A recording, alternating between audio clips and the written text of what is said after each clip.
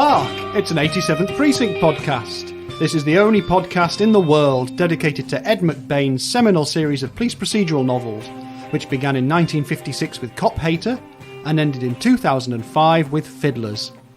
There were 55 books in the series, and today we're looking at book number 51, the eerily prescient thriller Money, Money, Money from 2001. My name is Paul Abbott, and as always, I'm joined by the old gang, Mr. Morgan Brown. Hello. And Mr. Stephen Royston. Hello. As we tackle this hefty story, we'll do our best. There's a lot going on in this book. So there's a slight delay in getting this episode out to you, but it's been odd because we've been doing things like going outside of the house and going to places and playing gigs and going to the cinema to watch sandworms and things like that. So that's all been quite nice, really, hasn't it? So we're a few days behind schedule, but you know what? It doesn't matter, does it? We'll live. Here we are anyway. Thanks for bearing with us, everyone, and thanks for keeping in touch on all the usual social media channels, which you all know by now are just search for Hark 87 Podcast and something will turn up. You know, that'd be fine. Yeah, so, well, I've had a day. I was telling these gentlemen beforehand, I've been on BBC local radio today to discuss matters about novelty songs, which was something I wasn't expecting to be doing. I'm considered an expert, you know, because of my other podcast, The Head Ballet, which I haven't done any new episodes for ages, but is out there if anyone wants to listen to it. What was the last song you did on that? It was... Do you remember? It was less a song, more as just a celebration of Neil Innes from the Bonzo Dog Doodah Band. Of course. With a guest, Laura Grimshaw, who is a producer at BBC Radio. But, you know, if anyone likes weird and unusual songs, then go and look up The Head Ballet. If you like the Beatles, season 2 of mine and my brother's podcast about the Beatles is starting again the Monday, the 15th of November. So shortly after this will come out. So Busy. I know. Just the sound of my voice everywhere. In every... Busy. You can't go in a single room in Bristol without hearing you. Yeah. It's very strange. BBC Bristol. I don't know. Anyway, that was good fun, good experience. Right. So Money, Money, Money is the 51st of the 87th Precinct books. We're in 2001. And there's a few bits of publishing information and some bits about Mr. Evan Hunter to get through. But we'll come to that after we've had a look at some of the things that were going on in 2001. And funnily enough, yeah, there's some stuff happens in 2001. So the ones I have selected to talk about is that on the 20th of January 2001, George W. Bush is sworn in as the President of the United States of America. Good. Yeah, he's going to have a good first year in office, isn't he? On the 18th of February, I almost started going down a rabbit hole reading about this one. An FBI agent called Robert Hansen is arrested for espionage. And he ultimately received 15 consecutive life sentences without parole. So basically, from the mid-70s onwards, he was just passing secrets to the KGB. What was his name? Robert Hansen. So he's sort of acting in a double agent role, but ultimately just giving loads and loads of information to the KGB over a huge period of time. Wow. But it's that thought of 15 consecutive life sentences and no parole. That's... me. Yeah, quite a thing. Yeah. On the 16th of May, over here in the UK, our then Deputy Prime Minister, can you remember who it would have been, Steve-O? John Prescott. What am I going to say that he... Did he punch somebody who threw an egg at him? He did punch someone who threw an egg at him in Rhyl, in Wales. The guy who threw this egg at him had a really big mullet. Yes, he did. He did have a big old barnet, yeah. And John Prescott didn't think twice before he lamped him one. That's what you want from your politicians. Just instant trigger punching reflex from the Deputy Prime Minister. 7th of June is the second Labour win in the UK. So Tony Blair is the Prime Minister. It's his second landslide victory. Remember those days where Labour could win a landslide victory in an election? Oh, crikey. But You'll like this one, Steve-O. All right. 21st of June. 21st of June. The world's longest train runs in Western Australia. Oh, right, okay. Probably one of those that went about 20 miles an hour. Well, it was made up of 682 wagons, 8 locomotives, and it was over 4.5 miles long. Wowzers. Bloody hell. So I think we can all agree that's a long train. It's a longish train. Probably full of lager, wasn't it? Yeah, The terrible brewery. Australian lager. Went from the brewery to the outback somewhere. Yeah. I know we've got Australian listeners. I'm probably being terrible about Australian lager. Sorry, friends. Although in the year 2001, there was the last of the Crocodile Dundee films, so perhaps it was full of Crocodile Dundee merchandise Yes, on its way to an airport. Not that we're stereotyping Australia by mentioning lager and Crocodile Dundee. Yeah, okay. Sorry. 10th of September, Charles Ingram is on Who Wants to Be a Millionaire and wins £1 million. Hey, that's the one. Very good, yes. So he was the coughing major, wasn't he? So Major Charles Ingram, who was part of a weird sort of like a syndicate that got together to try and blitz the system to get onto game shows and win money. But it's not known that they definitely cheated, though, is it? It's all a bit weird, really. Yeah, it is. Yeah, it's very, very odd, and they did a dramatisation of it last year or the year before, or something like that. That itself was like inconclusive, really, wasn't it? You watch that thinking, you still don't know for sure whether. Yeah, it was odd, but obviously such a high-profile show at the time. Who Wants to Be a Millionaire, and he was the one who won that, and very strange story. Then the day after that, something slightly more dramatic, of course, is the 11th of September. It's the attacks on the World Trade Center, the Pentagon, and in Shanksville, PA as well. There's a death of nearly 3,000 people, casting a shadow over the 21st century that we're still living under. A ludicrously strange day to live through. I remember it very, very clearly because I was at work at NatWest. I suspect you probably were as well. Yes, yeah. Where were you, Steve-O? I was in Dale House, about a few hundred yards up the road, I suppose. Yeah. Barclays, watching it on the telly that they wheeled out like at school. Yeah, so once upon a time we all worked in banks, which is a strange thing to think about, and that was at this particular time. So when we get into money, we all know about placement, layering, and integration of damn right. of money laundering. But yeah, the World Trade Center attacks. I mean, it's just insane to think back and to think that it's 20 years ago as well is terrifying in itself. Because then the 18th of September, there's that wave of anthrax attacks happens to all those news organisations. Yep. Which I think leaves 5 people dead and quite a lot of people ill. That's right. I remember because I was working in the post room at the bank, and there was a lot of panic about that, and everyone wearing latex gloves and being extremely cautious about everything that came in for a long time. Yeah, absolutely. Crikey. Yeah, so on the 20th of September, George W. Bush declares the war on terror. In terms of attacking abstract notions. And that's it, yeah. Because it's so easy to fight a war against the concept of terror.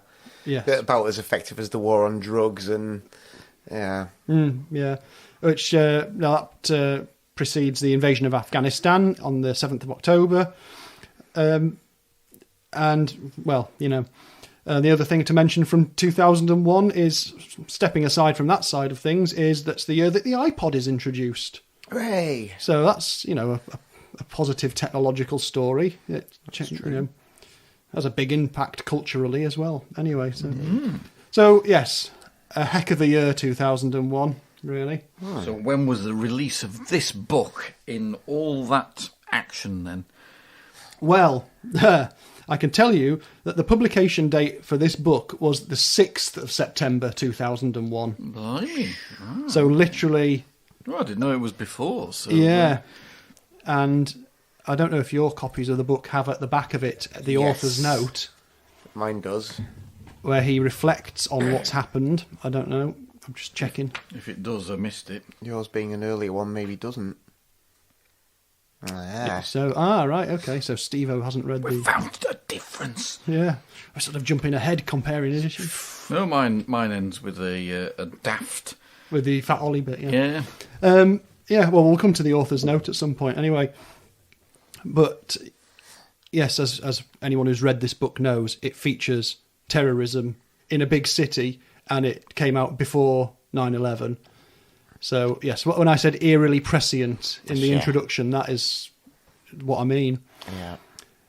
But, yeah, while Steve-O catches up with the author's note at the end, I will tell you a little bit about what was going on with Evan Hunter at the time in terms of his publishing work. In 2001, a book comes out called Duet, which is a combination of a story called Driving Lessons and Pearls. Now, I've not read Pearls, but I have read Driving Lessons because it was published separately, a little novella. It's quite good, quite a good little thing.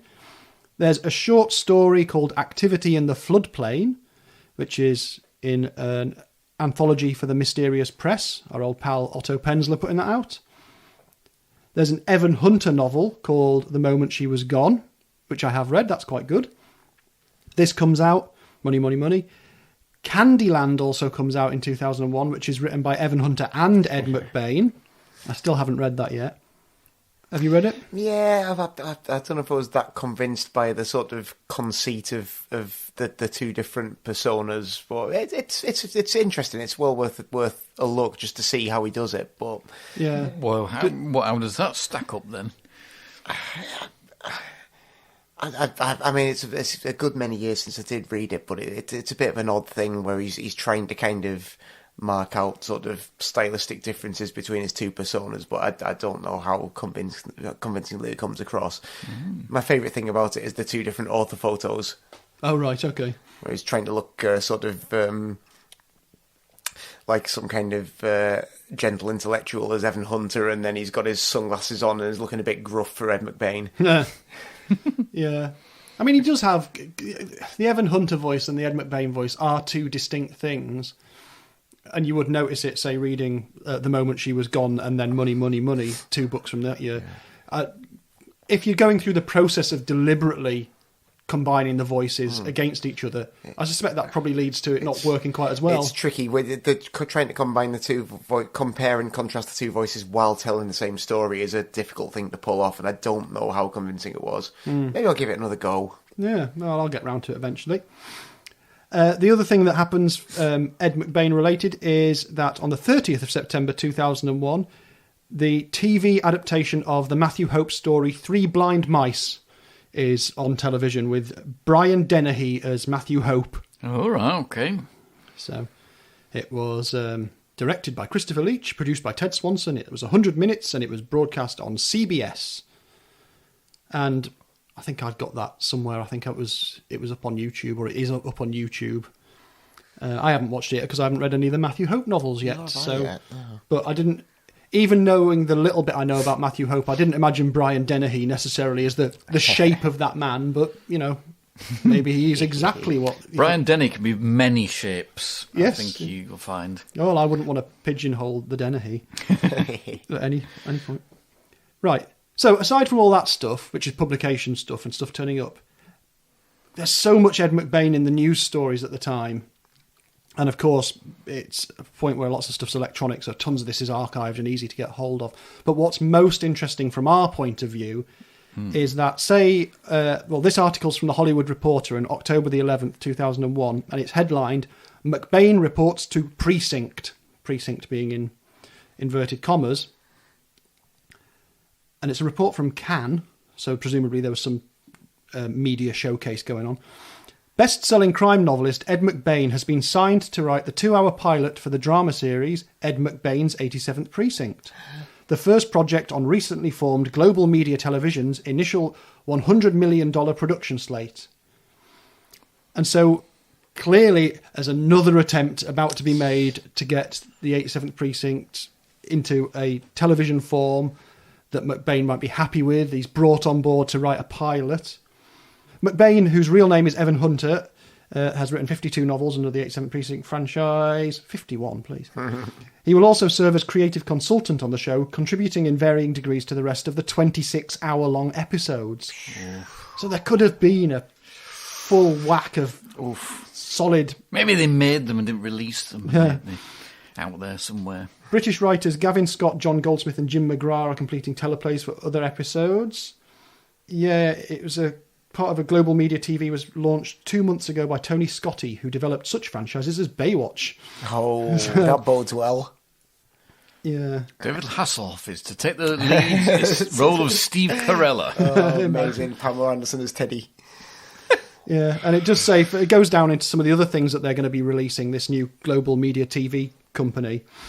A second 26-hour series is in development called Virtual Conspiracy. Oh, described as The Fugitive in cyberspace. Oh, what a 2001 notion. Yeah, with a major virtual reality element. Sounds amazing. Oh dear, oh dear, oh dear. Did they go bankrupt trying to make that? Well, it said it was also developing a series called Merlin. And I think Merlin probably came into being, because something around that time there was a Merlin. Rings a vague bell, yeah. Wasn't there a Merlin thing that had what's-his-face from Jurassic Park in it? Sam Neill. Oh, possibly. Yeah, that might be that. But yeah, so there's huge production stuff going on. He's writing a new teleplay, and according to Variety in October 2001, the 2-hour pilot will be based on McBain's novel Sadie When She Died, which is a brilliant idea for a start of a series for the 87th Precinct, because it's a very filmable book. Yeah. I think we've talked about that before. But, of course, as we know, nothing comes of it. So, there you are. Thwarted again. What could have been. Still waiting for our call to start the casting process again. Yeah. It's, I know we gave up on doing that casting, but it was just too much research and mental torment trying to do it. That's it. And until they give us the budget to actually do it properly, then we'll do it. Yeah, absolutely. That's what you want. You need the money. I need money first. Money is what we need. Yes, absolutely. And let's get into money. This book that is, I don't know whether to call it a stand-alone in its technique. He's written thrillery things before, but there is something about this that makes it quite unique, I think. Usual check, have we all read it before? Yes. And I hadn't, so I'm the only newcomer to this particular thing. Right, so this is maybe why it seems like it really stands out to me, because it's my first time through with this thing. Oh yeah, I should point out, publishing-wise, America, this is published in Simon & Schuster and in Pocket Books for the paperback edition. And in the UK, for both hardback and paperback, all the remaining books that come out in the UK are now in Orion. And they're quite common. You come across these quite a lot. So these were printed in quite big numbers, I think, as well. They're quite nice editions, aren't they, the later ones? Well, an improvement to the ones that we've had for the I think these are all right. I'm not so sure say. about these combo designs and things like the one Morgan's got, but we'll get to that. Yes. But this particular one, I think, is quite interesting. Yeah, the UK edition, anyway. Decent. Let me, as a newcomer to the book, try and summarise. Good luck. Essentially, what we have is we meet a Gulf War veteran who is now running illegal jobs across the Mexican border. We follow her and some money that she acquires from running a job. We don't really know what it is. She goes back to the city after she's done a job. It's heading towards Christmas, and a chain of events unfolds where she's robbed by someone. The Secret Service get involved because of the possibility of counterfeit banknotes. A body turns up in the zoo, in the lion's enclosure. Bunches of people seem to be looking at other bunches of people for money. So locally in the city, people also elsewhere. Another body turns up later. People are using false names. There's a small publishing house involved.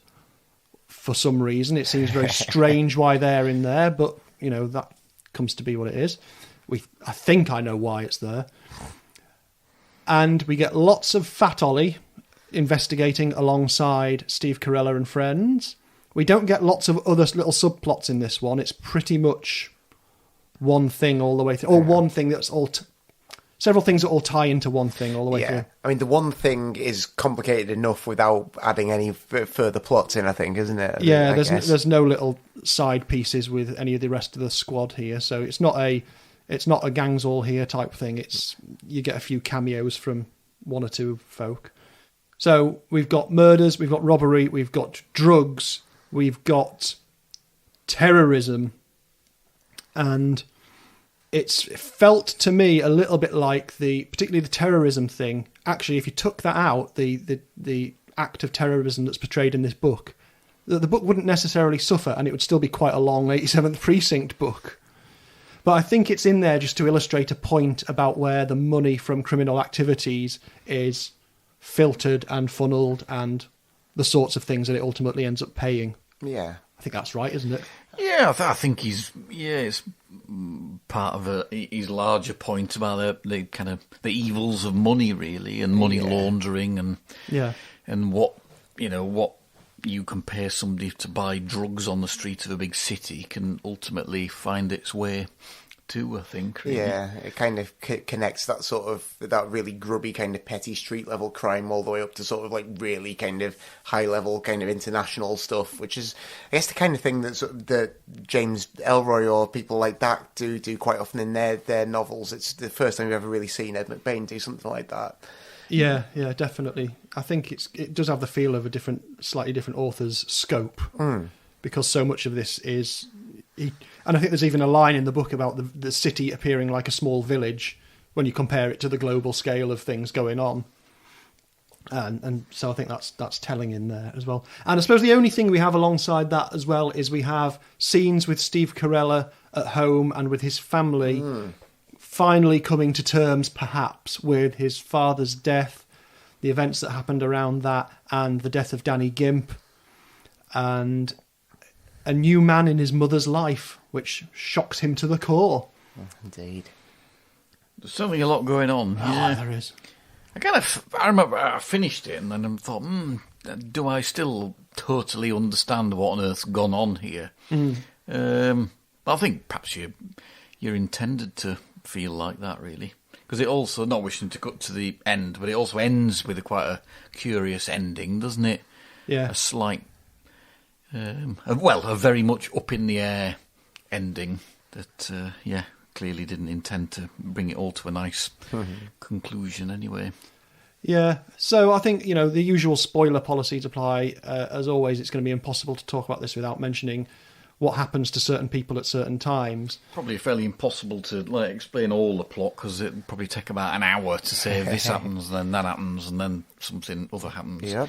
But he has the character of that Will Struthers, doesn't he, as quite a useful little device to pull various things together, doesn't he? Yeah, he has a hapless burglar, and he likes to do that thing about burglars believing they're the sort of gentleman criminals of things, but this poor I say poor burglar like I'm... Yeah. Things happen to him somehow, and he ends up being a sort of, like you say, an important thread to tie all these pieces together accidentally without meaning to. Well, I think it must be a first for these where he does some burglarying, and then he gets burgled himself in a peculiar way by the war veteran. Yeah. Quite a strange way. There's a lot of toing and froing. I mean, the first chapter of this book is huge. There is so much going on in this first chapter of this book. I do my normal thing of I write myself a little précis of each chapter as I go along, and it's like, this is going on for ages. Because you have a whole sequence set flying across the Mexican border before you've even got to the city. And you also then have the robbery of the pilot, the burglar himself having the money taken off him by special agents, Secret Service agents, who you don't know if at this point if they actually are Secret Service agents. It does seem a bit sus, doesn't it? Yeah. Then you also have the pilot tracking down this burglar because he's managed to leave his glasses case behind, which conveniently has like the optician's address on. And yeah, it takes her about 10 minutes to find. Yeah. It's the way that the optician sort of rings her up later and says, yes, we found out whose glasses they were. Is it all right for me to give you the address? No, I wouldn't advise you do that. No. Yeah, and then there's some other people involved in the drugs trade come after this person. This is all in the first chapter, which is mad. But two things I will mention from the first chapter is when she gives her service number, it's actually Ed McBain's service number. Okay. So it's I read it. This is how much research I've done in this my silly life. Is I read the number 7145632 and I thought that's Salvatore Lombino's naval record number. Amazing. So it is, yeah. A reference to Lizzie Borden as well. He throws in there in that first episode, which obviously he ties into his first chapter even. Yes. Ties into his Lizzie story there. Mm-hmm. God blimey. But let's get straight onto this though, right? The pilot is discovered dead, naked, in the zoo in the lion cage. And I want to ask you two, I'll ask Morgan first, how probable do you find it that if a corpse was in a lion cage and technically half that lion cage was in one precinct and technically half was in another, that they would split the investigation? I find that highly probable. I think that's definitely what would happen. I'm absolutely certain they'd say, yep, there's a disembodied leg in that precinct. We'll have to split the investigation. That's absolutely certainly what would happen. Yes, I'm going to say that's 100% what would be the case. Thank you for clarifying that. Yeah, I think, that is definitely true. And the other kind of flaw in the plotting here, I didn't think it very plausible that they would then shoot all the lions just because they wanted to, I don't know. Well, basically, what's amazing about this sequence is the police are there, including Fat Ollie. There's all the TV cameras. There's a rapid response unit. They're going to have to retrieve this corpse so they can figure out whose corpse it is. Despite they've done this bizarre thing where they split it across two precincts, despite the fact that Fat Ollie's precinct only has a leg to stand on or something. But yeah, the vets the zookeepers are trying to get the lions out safely, but the anaesthetic doesn't work, and Steve Carella is attacked by a lion. Yes. Yeah, it's all a bit weird that. Because surely the zoo people are able to get their lions in. Yeah, they must do it all the time. Yeah, you think. You would have thought so, and I assume he went and did his research and found out all this stuff about it, but the idea that they would get into a situation where a lion could come into a room full of people. Yeah. I mean, it sounds, certainly when they're having the discussion about the different kinds of tranquilizers and things, that sounds like I have talked to people who know about this stuff and this is what they said. But yeah, it does seem, I don't know how you get to the point where a lion can just attack Steve Carella. Yeah, it's mad, which ultimately causes Ollie to have to shoot this lion, thus saving Steve's life. And Steve's very unhappy about the idea that he might be in debt to Ollie. Refers back to something that happened with Kling in Lullaby as well in that sequence. It's a very strange chapter, that one with the lion. It is. It is a curious one. But given the amount of action, it's curiously fairly quickly forgotten, though, isn't it? When you just... Yeah. It's just clearly just goes into Steve Carella's mind and is part of his all the things that have tormented him mentally over the many, many years of his career. Yeah, I don't know how to go further with this, how to keep going forward, because if we try and sort of weave all these things together, like you're saying, we're going to be talking about this forever. There's basically lots of toing and froing until it doesn't really make a huge amount of sense until they find... you witness a drugs sale, don't you? Yeah. Between a guy who seems a bit out of place in this transaction, curiously. Maybe an amateur selling to a kind of a distributor. And then you don't really know how that's gone until the following chapter where he's found in a dustbin with a bullet in his head. Yeah. And Ollie starts... investigating that as a separate case, doesn't he? Yeah. But it fairly quick. Well, to the reader, he allows you to link them straight away, doesn't he, as the reader? That's right, yeah. But as the characters don't. It's an interesting scene, that sale, because you get the impression that, as you say, that the guy seems like an amateur, but then I think you see it from both his perspective and the other parties, and they both feel they've got an edge. Yeah, and you think, I wonder what his edge is, and then obviously it takes a while for you to realise that he's not just a sort of what he seems, rep of a publishing company. There's a bit more going on too. And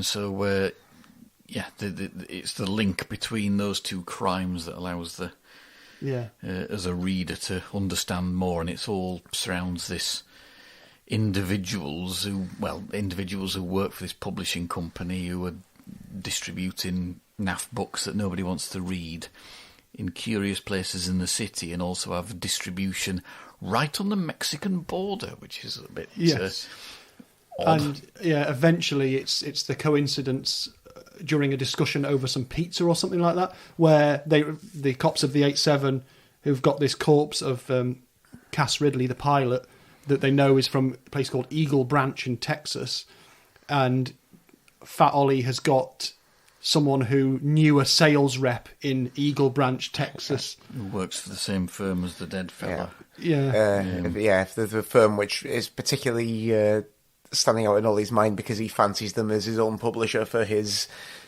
novel in progress. Yes, brilliantly so, especially given what's coming up when we do the next book as well. And a continuation of the last novel as well is Ollie spends every opportunity telling everybody that he's learning to play the piano again. Which he's not doing a very good job by the sounds of things. Oh, no, it's brilliant. Yeah, the secret. So all the way through, you're absolutely right. No matter who he's speaking to, I'm learning to play the piano, you know, night and day. Yeah, I'm going to learn this and 4 other songs I'm learning night and day. There's one where he says... He goes to the wife of the man who's been shot, and he says, "I could play the piano for you to ease the pain," which is like the most sensitive thing Ollie's ever said in his life. But then you hear about how he goes for his piano lesson. You hear how he's actually doing with Night and Day. He's not making it past the first 3 notes, which are all the same note. He only says that to the grieving widow because he wants some upside down apple cake or whatever. Yes, that's right. Yeah, but I love the scene where he goes for his piano lesson, and I can feel the poor piano teacher just sat there not understanding why you can't hit 3 notes the same key 3 times, night and day. And having taught music and occasionally been called on to demonstrate, to try and get people to play things on pianos and keys and things like that. Oh, I can sympathise with that. Oh, dear me. But in his mind, he's playing it like the Art Tatum arrangement or something that, or Oscar Peterson or something like that. He can't get past the first bar. Oh, Lord. Oh, man. But he's willing. Yeah. He's quite happy to tell anyone he meets. He's very enthusiastic. Yeah. Yeah, so... We've got a cocaine dealer called Wiggy the Lid. It's a catchy name. Does it not sound more like a stool pigeon's name from like a 1950s book? Yeah, maybe. Probably, yeah. Yeah. I quite like the occasional, like, utterly madcap name, though. It's quite fun. Wiggy the Lid. Yeah, he's a cocaine dealer who's very fond of cocaine himself. Yeah. Yeah. Money is the key to everything here, because they do have to follow a paper trail of things. There's some stolen money from the pilot, and then they discover a safe deposit box. Mm-hmm. And that's when they talk about money laundering or smurfing, which wasn't a term I'd heard. No. Despite all our years in the bank. Yeah. Working together on tackling placement, layering and integration. Can we remember the different stages of money laundering? Not really, no. Yeah, I think. But all the characters in this though are just totally motivated by money, aren't they? You know, Wiggy, the other guy from the publishing company, the pilot, Will Struthers, the woman at the bank, the Mexicans who come, the guy from the Secret Service, the Mexicans, absolutely everybody. Yeah, and we're talking millions as well. Ultimately, aren't we? People because people keep ripping people off, but pretending they haven't. Yeah, and so. Well, some people get genuinely ripped off, and others just do the ripping off, and then it doesn't go according to plan, but pretend they've been ripped off. Feels massively aggrieved because his attempt to steal loads of money has backfired. Yeah. And we've not mentioned the curious AK-47 wielding. Yes, the two women that sort of crop up in different scenarios. Very very mysterious assassins, I suppose. Yes, yeah. Because we have a situation where we know that two men have come to see Cass Ridley before she winds up dead. But when they go to investigate, they find that she'd gone out with two girls, apparently drunk, but actually having had a ice pick in the frontal lobe or whatever. Which will send you a bit woozy. Yeah, it can do that to you. Imagine. And so they're these two mysterious women, the Weird Sisters, which I think is a good name for those sorts of characters. That's pretty fun. Yeah, they're not really given much explanation or backstory or anything like that, are they? They just kind of... they're just thrown in. That's something that's interesting in this book, I think, is because we've got this little publishing house that seems to be at the heart of a lot of moving money around to do with, presumably, drugs, and we get into a load of stuff about computers and things. We don't really know who they are. And so we don't know who the Weird Sisters are. Why they've got a code for everything on their computer and stuff. And why exactly what is going on with Secret Service with regard to them too. There's a certain amount of, when the people from the publishing house are brought in front of the law, there's a certain amount of, you're in over your head, you should just back away, this is bigger than you. Yeah. Going on. There's a lot of people telling the cops to back off. Which is a trope that happens in quite a lot of sort of cop dramas and things like that, and detective investigations. You're in over your head, copper. It's something that we've not seen in the 87th Precinct at all, isn't it? This feels very ominous. Yeah. Because, should we try and tackle it now? Are the publishing house, who we know are funding bad things, it's a front for something, are they the good guys? Because they're saying that they are.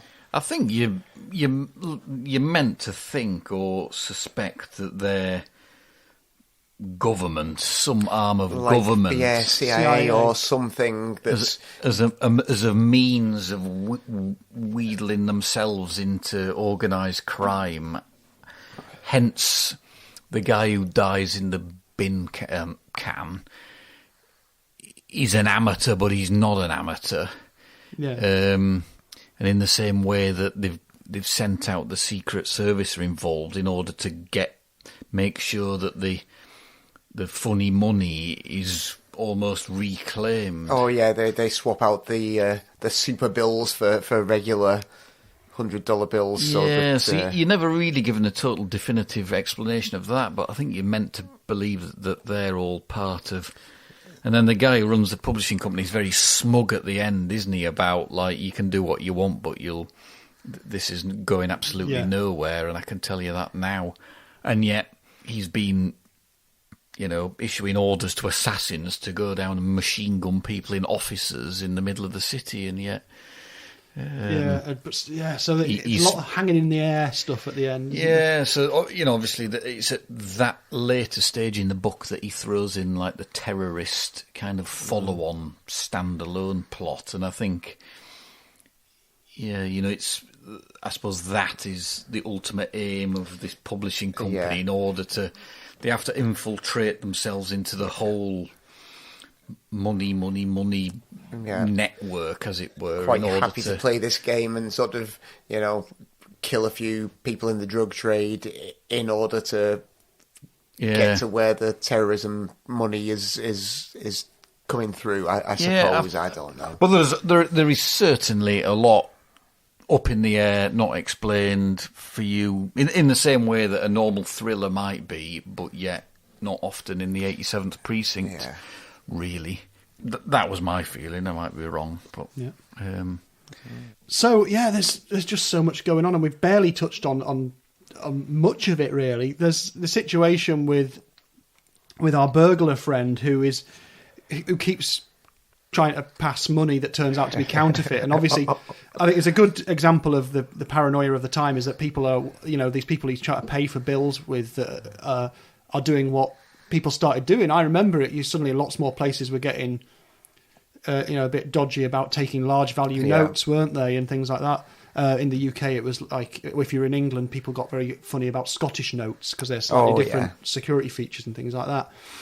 And so there's a little tiny bit of money that's left behind that's not accounted for, so he keeps going off in to try and spend it on champagne, and gets pulled in again. But there's a sequence where they take him to a bank to talk to a bank manager. That's very funny, that scene. Yeah, the bank manager who mistakes him for the lieutenant of these. She thinks he's the lieutenant all the way through.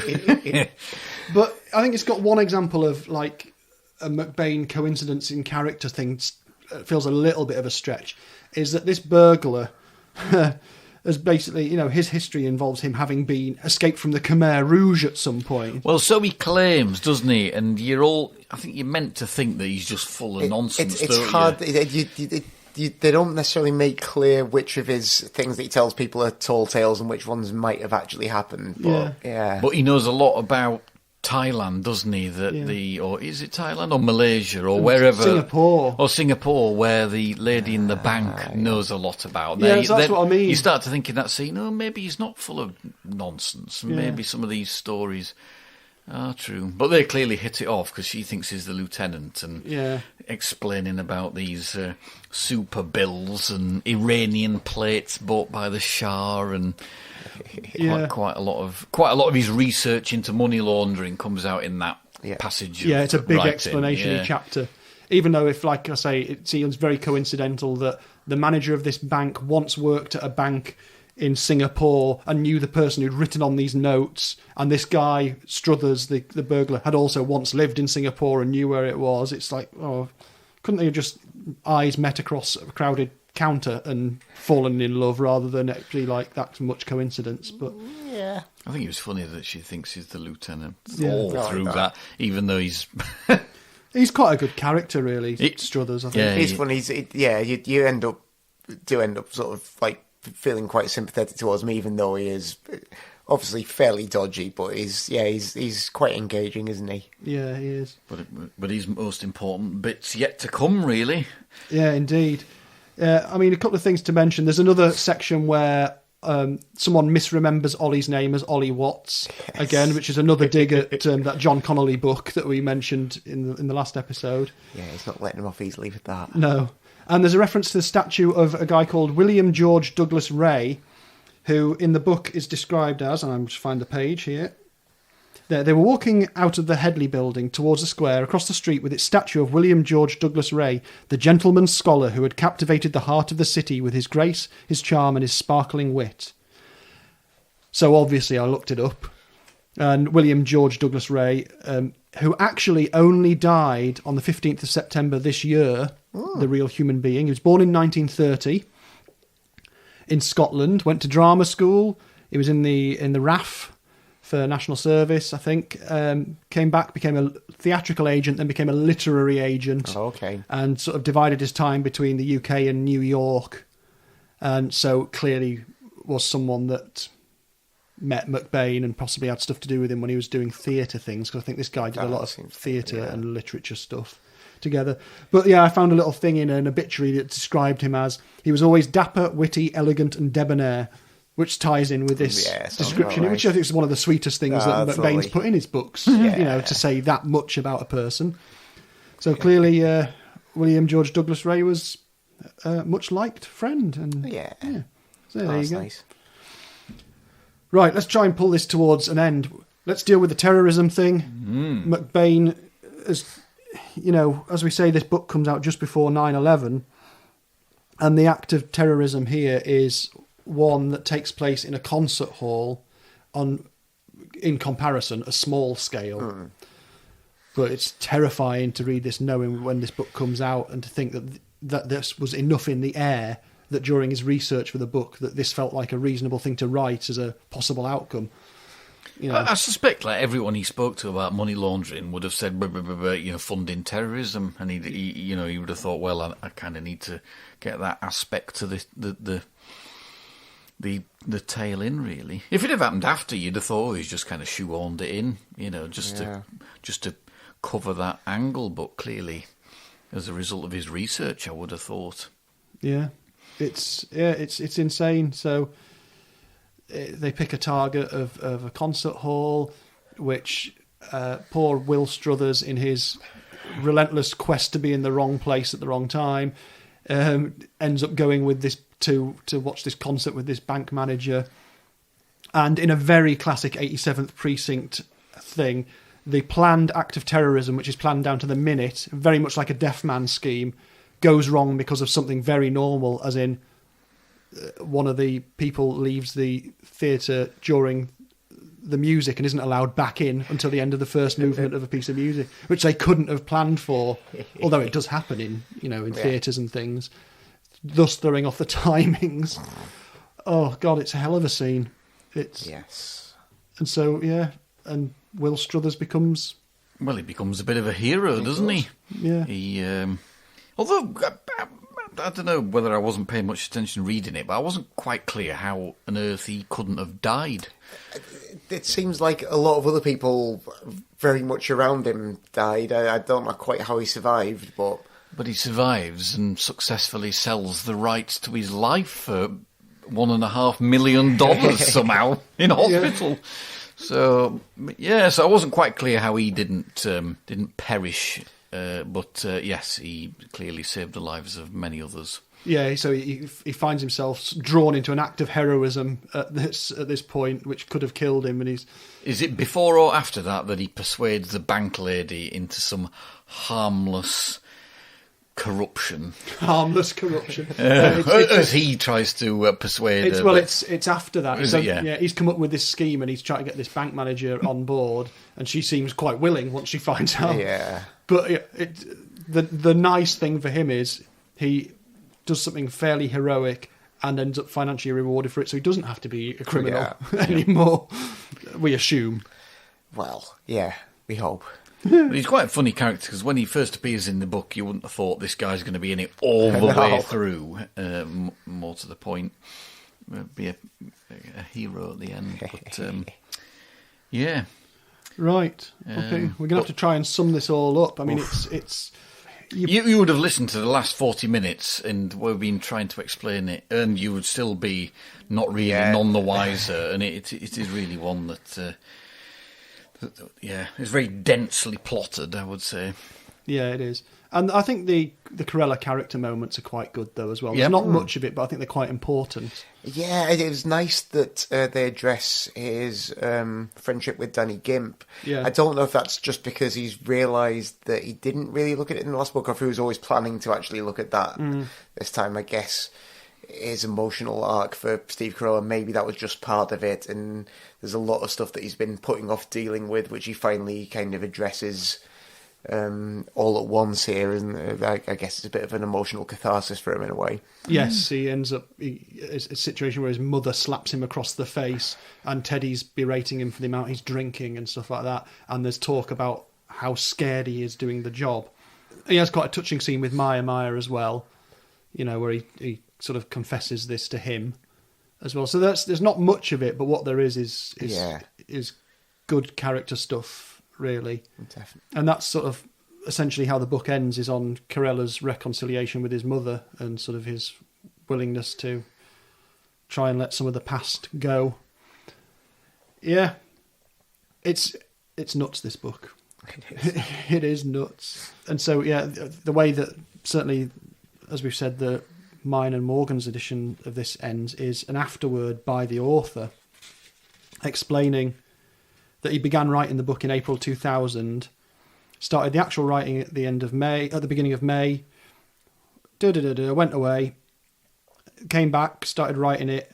He'd finished it by 20th December 2000, and its official publication date is 6th of September 2001, and what she was about to start a book tour. And as he gets to wherever he is on that tour, basically everything's cancelled. All domestic flights are grounded. He drives back to New York with a journalist friend. Yeah, the words "follow the money" resonated every time I opened a newspaper or watched television. And I pray that smaller terrorist attacks like the one depicted here will never come to these shores. It's odd for the real world to be quite... So we know that all these things are realistic. One of the reasons we like these books is that they feel realistic. But it's odd for it to feel so realistic because it's, to have that literal note in there saying that as well. Yeah. Let's sum it up, and then I'll give you some contemporary reviews before we close down this episode of insane massive bookness. So I think I'll come to Morgan first for his overview and rating on this occasion. Okay. Yeah, it is an interesting one. As you say, like a bit standalone in sort of the way it's done as this sort of more kind of big picture thriller. There are some daft bits as we've noted in terms of that realism that comes from the terrorism isn't carried through to things like the daftness with the lion enclosure, and I quite like that to some extent. There's a sort of the part of me that enjoys, Chester Himes novels will always enjoy some madcap shenanigans with different precincts fighting over different bits of a body in a lion enclosure. So I can cope with that, and people call Wiggy the Lid and crazy machine gun wielding blondes tearing through the offices of small publishers, and I quite like that. I think there's a lot going on. It's not necessarily the most totally coherent or focused of his novels, but it's very enjoyable. I'm going to give it a solid 80 police shields. 80 police shields. Right, Steve-O. Yeah, I think I would concur with those comments. Yeah, I think Fat Ollie's always a very good value character, isn't he? He is, action and mayhem and a lot of daftness always follows him.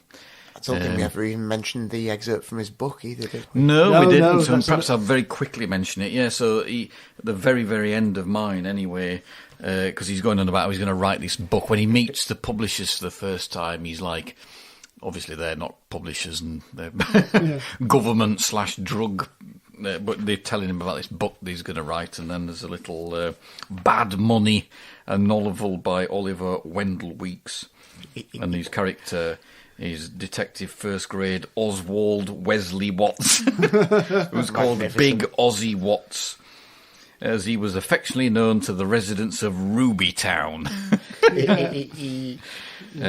Diamondback anymore. And yes, it's quite a good little page, really, at the very end. Yeah, tall and handsome, slender of waist. Yeah, it's very silly anyway. So no, I've greatly liked it, and I would give it 85. 85. Oof. Right. Okay. Well, as we established, I was the only first-time reader of this. It's like reading all of Breaking Bad in some way, because Breaking Bad, as it goes along, becomes more and more big scale to having these huge organisations set up to conceal drug manufacturing and sales and stuff like that. And it's amazing how much this sort of story could have been spun out into a huge series covering all that sort of stuff itself. It's odd that the scale takes, the scope of it is often outside of the city. Ollie Weeks is really great. The ludicrous stuff is ludicrous, and I do wince at those coincidental moments. We know coincidence happens, but some of it got me a little bit, and it did take me some thinking about to try and work out who was who. Even if I might possibly not know still at the end of it, but presumably that's the point. See, once upon a time, you would have had passages in there, them arguing about first man up and whose case it was, but clearly this stage, he just doesn't even bother. He just sorry, I'll just have both of them investigating the same crime. Yeah, definitely. Yeah, it's an excuse to get Ollie, and I just genuinely do not think that they would go, oh, there was a leg in your section of the precinct, because technically on a map this is yours. They would have just given it to the 87th, wouldn't they? Well, half the time he's desperate to get rid of cases, isn't he? Anyway, yeah. I'm sure he's moved the precincts around again as well to to permit that to happen. Because at one point, the 87th didn't cover the park.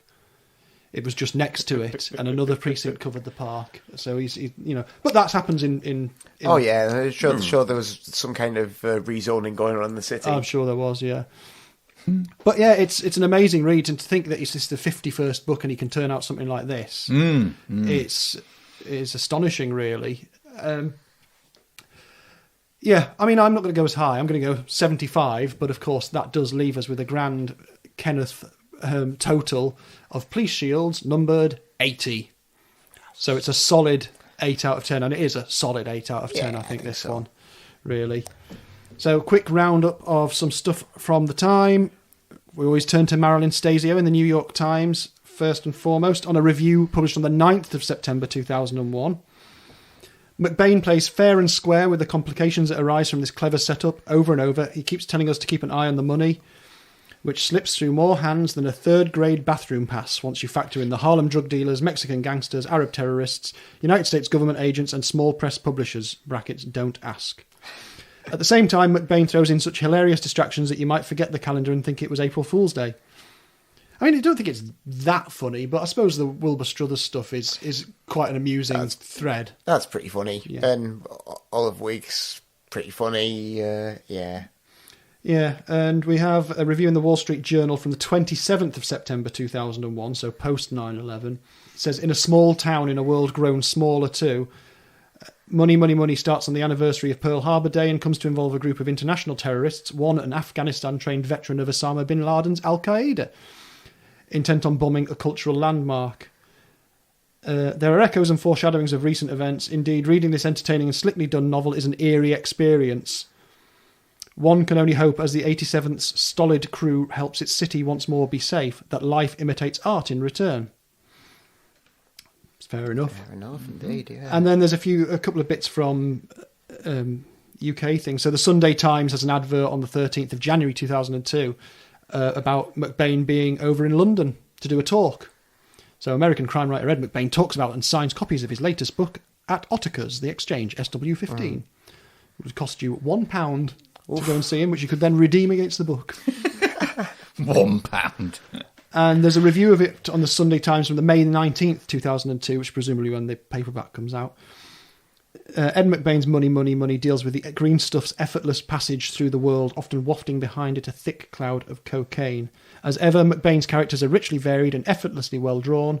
At times, things are more than a little implausible, although with eerie prescience, the book ends with a warning about a terrorist attack on New York. Isla. Yes. Yeah. And yeah, I've got tons more. I can't possibly go through all of it, but like I say, did loads of press, loads of interviews at the time. I've got a transcript from a CNN thing as well, where they talked to him about Money, Money, Money, and that was on February 2002, and it's talking about Hunter saying, in fact, it was all spinning around terrorism, and I thought this can't really be happening. And so that stuff's there. I've got a thing called What Book from the Daily Mail from 25th of January 2002, which asks authors, what book are you reading? He's currently reading Dinner at the Homesick Restaurant by Ann Tyler. What book would you give to Osama bin Laden? Which is a strange question. That is a strange question, yes. And his theory is he would give him the complete works of William Shakespeare, because exposure to the most beautiful work ever created by man, wouldn't that make him understand the human condition better? Fair enough answer, that really, given it's a stupid question. Yes. Which book left you cold? And it is The Corrections by Jonathan Franzen. Oh, I thought it was rather good. Well, what are you going to do? He says the pre-publication hype, the fatuous interviews with the author, and his final dismissal of Oprah Winfrey finally overwhelmed whatever merits the book may have. So I think it's more that he doesn't like Jonathan Franzen rather than the book. Somebody else he got a beef with. Yeah, there was some controversy with him not wanting to be in the Oprah Winfrey book club. I don't know. Well, I don't know anything about Jonathan Franzen, so I couldn't possibly speak to it. Yeah, it's a good book. What are you going to do? Well, anyway, there we go. That's Money, Money, Money from 2001. And if you're crying out for more Fat Ollie weeks, well, the next book is Fat Ollie's Book from 2002. And I've sort of been looking forward to this for ages. I've not read this in a long time, so it'll be interesting to come to it now, having gone sequentially through Ollie's story in the series. Right. Okay. Join us in the bonus episode for our look at the book covers and some other rubbish from 2001 cultural highlights. So until then, I'll get Steve-O to say goodbye. Goodbye. I'll say goodbye, and so will Morgan. Very well.